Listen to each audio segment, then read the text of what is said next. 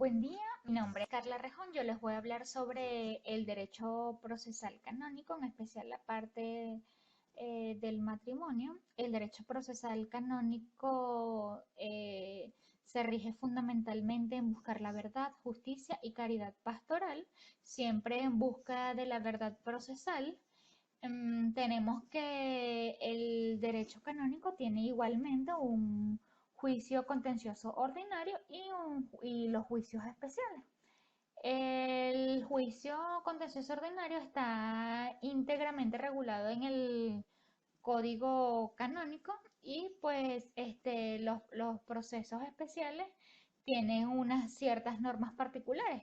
Entre esos procesos especiales encontramos al matrimonio.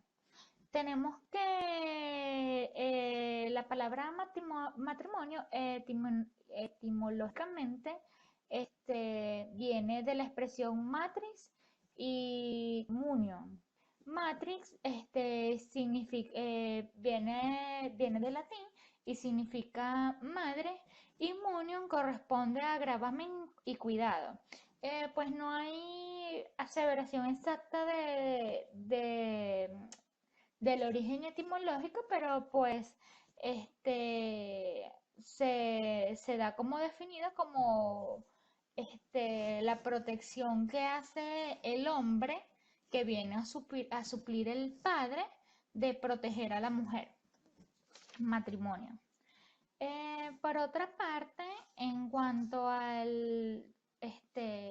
las partes del proceso en el derecho canónico, tenemos que estar integradas por dos partes. Estas dos partes, una ya sea la actora y la otra la demandante. Y pues están sujetos a la decisión, la sentencia que va a dar este juez em, que se encarga de dirimir estas controversias y pues estas partes impulsan el proceso por el principio de contradictorio y pues que está vigente en el derecho procesal canónico. Em, Cabe destacar que para evitar equívocos en cuanto a las nociones esenciales del, del matrimonio, existe la nulidad del matrimonio, la disolución del matrimonio y la separación conyugal. En cuanto a la nulidad del matrimonio, indica que el vínculo conyugal no ha surgido, no existe y por lo tanto no existen los derechos y los deberes propiamente dichos.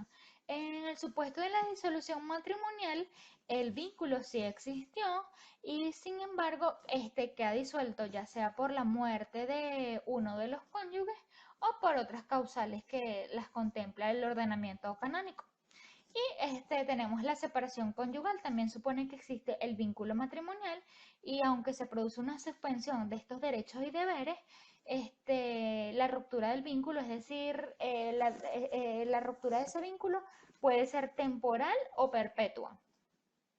Continuando, para comentarles sobre estas condiciones, para poder iniciar una causa de nulidad matrimonial, tenemos que se debe presumir con un fundamento prudente que algunas de las circunstancias antes mencionadas rodean dicho matrimonio.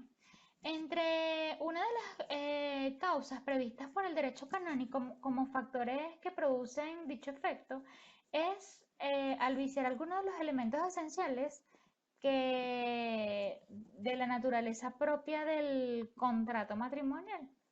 Estos elementos que se deben estudiar los podemos englobar en tres capítulos: los impedimentos, los defectos del consentimiento matrimonial y los defectos de forma canónica.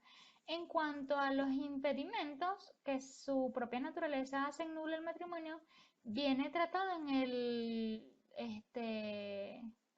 Código Canónico en los cánones 1083 y 1094. Uno de los cánones más relevantes sobre los efectos del consentimiento matrimonial es el 1095, en el que se afirma que son incapaces de contraer matrimonio quienes carecen de suficiente uso de razón, quienes tienen un grave defecto de discreción de juicio acerca de los derechos y deberes esenciales del matrimonio y que mutuamente desean de dar y aceptar, y quienes no pueden asumir la obligación esencial del matrimonio por causa de naturaleza psíquica. En cuanto a falta, perdón, en cuanto a la falta de suficiente uso de razón, se encuentran quienes están afectados por una enfermedad mental o están privados en el momento de presentar ese consentimiento. En lo que se refiere al canon del defecto grave de la discreción de juicio, hace referencia a la falta de madurez intelectiva y voluntaria y necesaria para discernir en el orden de comprometer con su carácter irrevocable los derechos y deberes esenciales del matrimonio. Pues ese sería uno de los otros vicios del contrato matrimonial. En cuanto a los defectos de forma canónica, se trata de los requisitos de validez. En cuanto a la forma, son válidos los que son contraídos ante el ordinario del lugar o el párroco o sacerdote o diocesano delegado y ante dos testigos. El proceso de nulidad matrimonial se encuentra en el derecho canónico dentro de los procesos especiales y son causas en las que hay que considerar algunas características especiales. Entre esas se encuentra el fuero o el tribunal competente para juzgar.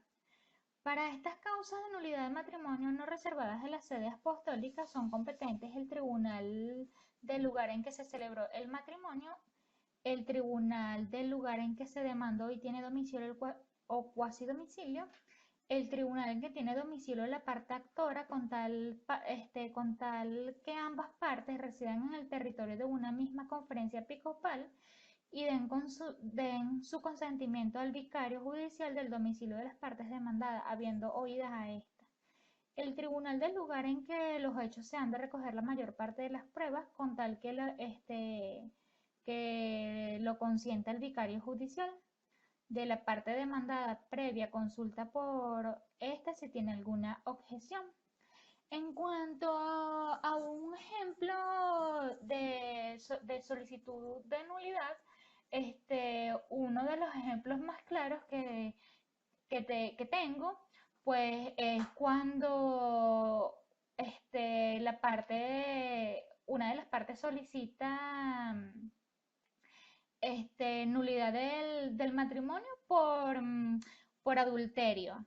Tenemos también otro ejemplo claro que es la solicitud de la ruptura del vínculo matrimonial en el caso de la muerte del otro cónyuge, que esto se hace ante el párroco que los casó. Y en todo caso que no se puede hacer ante el párroco, se hace ante el obispo. Esto fue todo lo que le puedo aportar. Si tienen alguna pregunta, pues me gustaría que me la hicieran saber abajo en el link. Muchas gracias. Esto es todo.